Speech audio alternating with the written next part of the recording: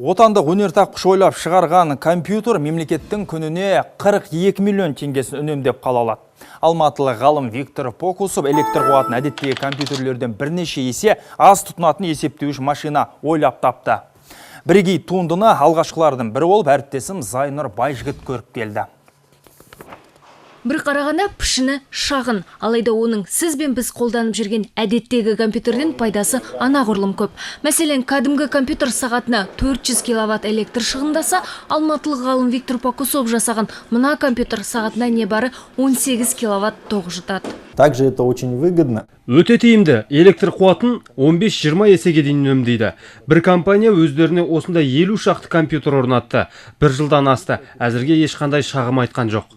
Ғалым өз еңбегінің мемлекетке орасан пайда әкелетініне сенімді. Мұнымен бюджеттің бірталай қаржысын үнемдеп қалуға болады дейді. Өнертапқыштың айтуынша, еліміздегі мемлекеттік мекемелерде қазір шамамен 880 мың компьютер бар. Олар күніне 44 миллион теңгенің қуатын жұмсайды екен. Ал үнемшіл компьютерлерді орнататын болса, жылына 10 миллиард теңгені үнемдеуге мүмкіндік бар. Бұл ақшаға мысалы 10 балабақша мен 10 мектеп тұрғызуға болады. Үнемшіл компьютердің бағасы да қымбат емес. Core i5 процессоры орнатылғаны 120 мың теңге тұрады. Өнертапқыштың сөзінше бұл ақшаны электр жарығын үнемдеудің есебінен небары 2,5 жылда ақтап алуға болады. Енді ол өзінің патенттелген туындысын Шапағат 2016 байқауында таныстырмақ. Әділет министрлігі бұл конкурстың басталғанын жария етті. Ал өтініштер Казпатент.kz сайтында қабылданады.